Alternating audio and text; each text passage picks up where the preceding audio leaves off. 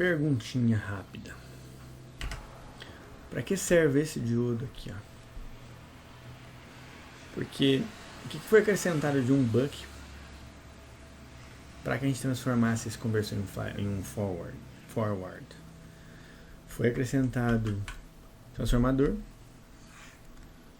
2 diodos e um transformador com terciário, né? Então, um transformador com 3 enrolamentos e 2 diodos.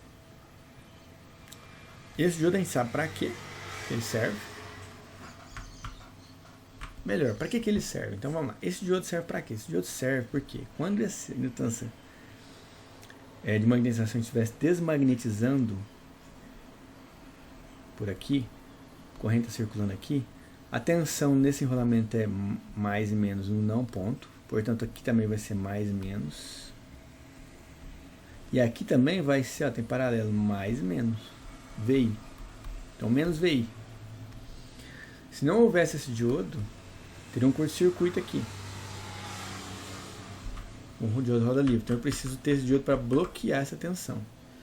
Aí agora, aqui continua sendo roda livre normal. E essa tensão menos mais VI está aqui em paralelo com esse diodo D1. Ele serve para bloquear isso. A tensão reversa. Para que serve o diodo D3?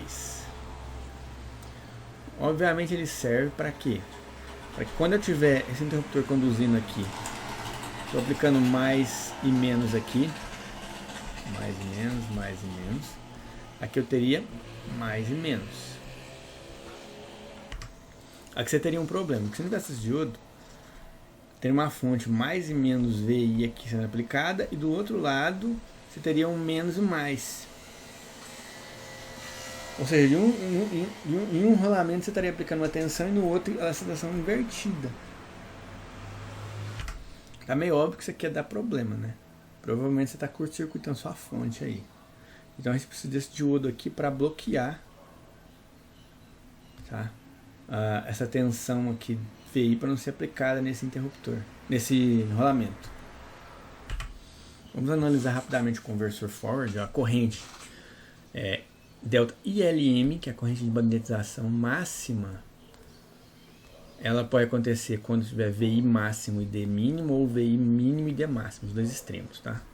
E aí vai, obviamente, existir um valor de indutância de magnetização mínimo para você atender a corrente máxima que você quer. Porque quanto maior essa indutância, menor essa corrente. São inversamente proporcionais. Tem um denominador aqui, ó. Então, para ter um máximo de corrente, você tem que ter um mínimo de indutância. O valor típico da corrente de magnetização é entre 5% e 10% da máxima corrente do primário do seu transformador. Interessante esse cara aqui, ó, esse TM, lembra, é o tempo lá que você gasta para desmagnetizar o seu terciário. A equação dele é ND3 por N1 vezes DT. Considerando N3 igual a N1, você tem DT somente. Ou seja, o tempo de desmagnetização é igual ao tempo de magnetização. O que quer dizer que o D máximo que você pode usar é um DD 50%, 0,5. Já que o intervalo lá vai ser DT, 0 DT, e depois esse intervalo aqui vai ser DT de novo. Então esse cara aqui pode ser no máximo de 50%. Porque o período completo vai ser 2 vezes D vezes T. Isso aqui vai dar 1. T igual a meio. A equação para o cálculo da indutância de magnetização são dos parâmetros no núcleo, né, do transformador. A equação do D máximo, em função do número de espiras. Se N1 igual a N3, isso aqui vai dar meio. 0,5 é o valor máximo. Mudando o valor do N3, tá vendo? Você pode ter um D máximo maior ou menor que meio. E, portanto, o tempo de desmagnetização pode ser maior ou menor que o de magnetização. Ok? Aqui são os estresses de corrente de tensão no interruptor, nos diodos. Ganho estático de corrente nunca muda, com ou sem rendimento é o mesmo. No caso do conversor, do de tensão muda, ele é sem rendimento quando é ideal. No caso do real vai aparecer um rendimento aqui multiplicando. Falando agora já da indutância de filtro de saída do conversor, aquela indutânciazinha lá do buck, no caso o forward vai ter o mesmo. Equação D mínimo, RL máximo, rendimento. É a mesma equação, tá? Do buck. Os demais parâmetros de projeto são idênticos, tá? Capacitância, resistência máxima do capacitor. Aí a gente chega nas perdas de eficiência do forward. O que mudou dele para o buck? Tem um transformador agora com resistência primária e secundária, 1 diodo a mais nessa análise. Não foi considerado desmagnetização aqui, o terciário. Poderia ter sido considerada, mas ele desconsiderou provavelmente porque as perdas são muito pequenas. Tá escrito aqui, ó. The branch with diode D3 is neglected. Ele negligenciou ela porque provavelmente ele considera muito pequeno o valor. E por fim, agora vou apresentar o projeto conversor forward em modo de condição contínua, que é aquele projeto que está lá no livro, tá? Para tensão de saída de 5 volts, corrente variante de 2 a 20 amperes e ondulação de tensão máxima de 1%. Eu montei esse script no MATLAB. Tensão de entrada ele chama de US Single Phase Utility, considerado como 110 volts, que não procede porque ela é 120, então não sei por que ele usou esse valor, mas tá aí. Eu geralmente adoto 120, mais ou menos 5% aqui. Tá? Tensão de saída 5 volts, vezes 0,5, corrente variante de 2 a 20, frequência de aviamento 100K, 1% de ondulação e assim vai. D máximo para projeto eu considerei 0,4. A gente obteve um rendimento de 82,28%. Tá? E aqui são todos os parâmetros de projeto. Utilizando esses parâmetros, nós montamos a simulação no PSIM. Aqui estão os parâmetros utilizados na simulação, que foram obtidos lá no PSIM. Lá no MATLAB, desculpa. Lá no script do MATLAB, a gente projetou o conversor, obtivemos os parâmetros e trouxemos aqui para o PSIM. Montei o conversor, considerei as resistências série do capacitor, série do indutor, olha lá, o RF-VF dos diodos,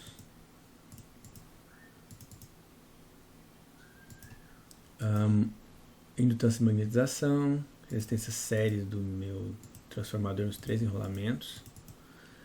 Aqui eu coloquei só valores muito pequenos porque esse meu transformador, ele é um transformador lá, um One Phase Through Winding Transformer. Ele já tem como colocar os parâmetros internamente, resistência série, indutâncias. Só que eu optei por colocar fora porque todas elas aqui no PSIM são referidas ao primário. Olha lá, the resistance, ok. And the values are referred to the primary side. Eu não queria usar essas relações de transformação, eu poderia ter feito, mas eu resolvi colocar por fora mesmo, tá? Externamente. Inclusive aqui, até a de magnetização, eu coloquei um valor bem elevado, eu coloquei 10 Hz aqui, bem alto para não afetar, porque a nossa é de 2 mili Hz aqui, 2 mili-Hz, né? A gente fala em português. Então eu coloquei externamente, deixei tudo aqui internamente, só usei mesmo as relações de transformação. Simulando. Tá lá, tensão 5 volts, cravadinho. Então, vou mostrar alguns resultados. Essa aqui é a corrente do indutor, do fio de saída. Quando a gente dá um zoom nela,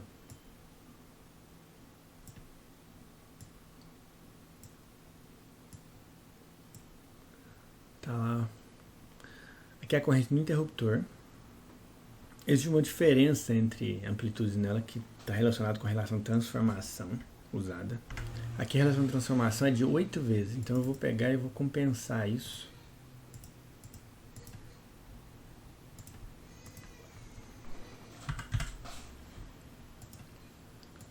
Colocar elas na mesma base, digamos assim. Então agora, em teoria, ó, eu referi a corrente do secundário para o primário, dividindo pela relação de transformação. A corrente no interruptor, olha, essa pequena diferença aqui é o que? A corrente de magnetização. Se eu somar essa IL8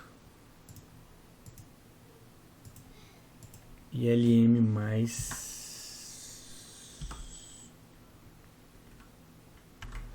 IL dividido por 8, agora a gente tem, ó, como bate com a corrente do interruptor. Então, a corrente do interruptor, como dá para ver aqui, ela é uma corrente que é uma composição da corrente do primário do transformador com a corrente de desmagnetização. Desculpa, de magnetização. Corrente de magnetização mais a corrente... E a corrente primária do transformador, né? Que é uma componente que é a secundária refletida para o primário, mais a magnetização. Esse spikezinho que a gente está vendo aqui, ele existe por quê? Por conta da capacitância aqui, ó, do meu semicondutor. Então existe um pico, pequeno spike de corrente que vai acontecer, que dá para a gente observar isso pegando a corrente aqui no capacitor.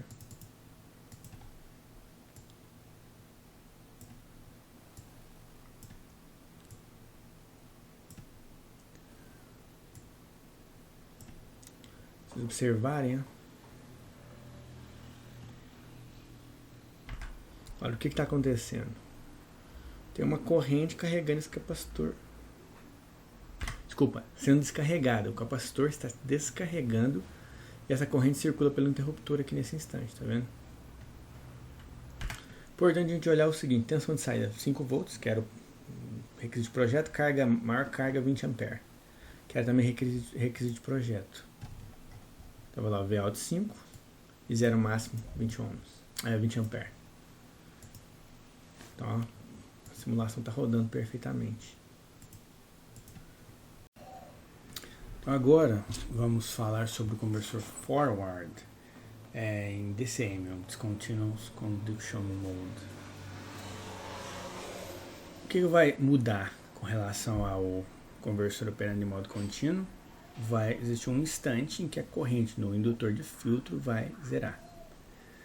Então a gente não está falando do indutor LM, que é o da magnetização do transformador, tá? A gente está falando do filtro.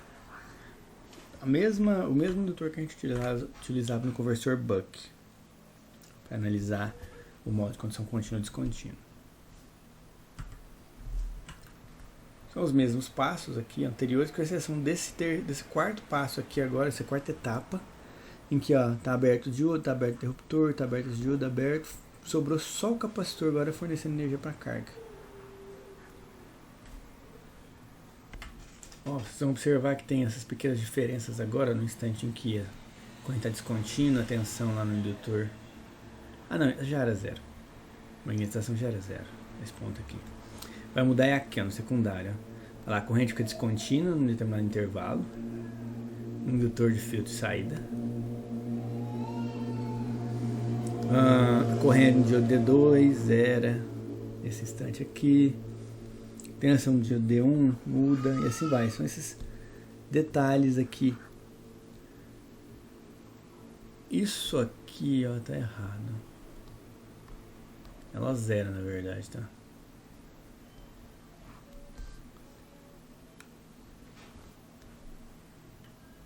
Observem depois as formas de onda do conversor Buck descontínuo, vocês vão ver que praticamente a mesma. Só que é claro, como é um forward, tem algumas diferenças, como essa tensão aqui ser maior, algumas características que são do conversor forward mesmo. Conversor forward com múltiplas saídas. Tá? Como aqui seria um transformador, que é o núcleo, né? Segundo núcleo, você tem a possibilidade de colocar diversos secundários e, portanto, ter diversas saídas, assim como a gente viu no caso do flyback, que é no indutor acoplado, dá para fazer com o forward. Então é mais uma vantagem aí da estrutura isolada. Então aqui nós temos o conversor forward com retificador síncrono. 2 MOSFETs são usados no lugar dos diodos. O objetivo disso é diminuir as perdas, tá? Aqui outra opção em que você utiliza um transformador de pulso para acionar eles.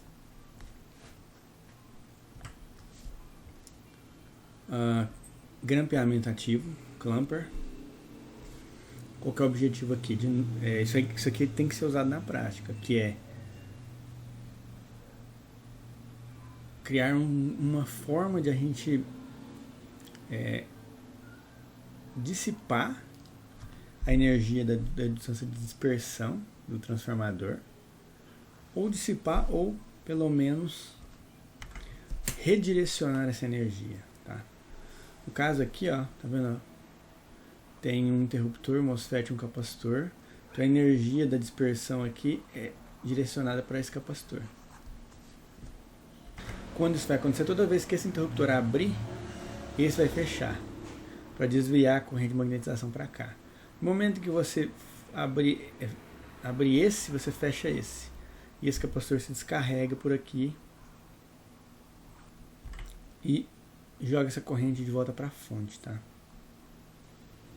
Porque, na verdade, ele descarrega com tensão negativa, né? Então, quando ele faz isso aqui, ele está sendo descarregado nessa fonte aqui. Enfim, você pode colocar esse grampeador em paralelo com o interruptor. Esse aqui é um MOSFET tipo P. São variações. Aqui a gente tem nosso 2 Transistor Forward Converter. Um conversor forward com 2 transistores. Ao invés daquele... Então vamos recapitular como é que era o conversor antes. Ele tinha um terciário e um desmagnetização e um interruptor somente. A gente vai agora acrescentar mais um interruptor de 2 diodos. 2 diodos aqui. Não tem o terciário mais e nem aquele diodo de desmagnetização. Então a gente acrescentou um diodo a mais e um interruptor a mais. E do que o que a gente tinha antes, né? E temos um enrolamento a menos. Qual que é a vantagem de fazer isso? A vantagem de fazer isso está a dispersão. Porque nesse caso aqui, o que ele está fazendo? Ele está eliminando a necessidade do terceiro enrolamento para desmagnetizar a energia. Mas tem um custo que são interruptores adicionais, diodos adicionais. Mas tem uma vantagem aqui, que é a mesma vantagem que a gente tinha lá no flyback, a 2 transistores. Que é que nesse caso aqui você não tem que se preocupar com a dispersão no enrolamento. Ou seja, não precisa colocar grampeador nem snubber. Porque essa energia de dispersão aqui vai ser naturalmente descarregada na fonte, junto com a energia da distância de magnetização. Então ele descarrega tanto a energia da magnetização quanto a dispersão ao mesmo tempo na fonte, utilizando esses 2 diodos. Você resolveu 2 problemas de uma vez só. Desmagnetizou o transformador e eliminou o problema da dispersão. Vamos lá, uma outra vantagem aparece aqui. Lembra que no forward a tensão sobre o interruptor era VI mais N3 dividido por N1 vezes V0, o que daria, vezes VI, desculpa, o que daria 2 vezes VI se você tivesse N3 igual a N1. Isso não existe mais aqui. A tensão sobre os interruptores vai ser igual a VI, a tensão reversa sobre os 2 interruptores. Não existe mais aquele mais um N3 por N1 VI que dobrava a tensão. Aquele terciário desmagnetizando dobrava a tensão sobre o interruptor. Aqui uma outra topologia. O que a gente modificou do forward convencional? Pegamos o terciário dele e jogamos para a saída em vez de jogar para a entrada. Vantagem disso aqui será melhorar a eficiência. Estou jogando essa energia da distância de magnetização para a saída. É um ganho muito significativo? Provavelmente não muito, porque essa energia é bem pequena, mas está para a saída. Observe que isso aqui é um flyback. Forward Flyback Converter. O mesmo, ó, forward flyback converter com 2 transistores. Tá aqui, pá. Observa que no caso anterior, isso aqui era necessário, tá? É necessário existir esse enrolamento aqui para desmagnetizar esse núcleo. Nesse caso desse conversor, isso aqui não é necessário. Porque esse cara já poderia fazer isso por aqui, ó. Mas eles quiseram colocar um terciário e desmagnetizar. Eu não acho que isso aqui é necessário, não. Não sei se é uma vantagem, não consigo ver vantagem nessa topologia dessa forma. Essa daqui eu vejo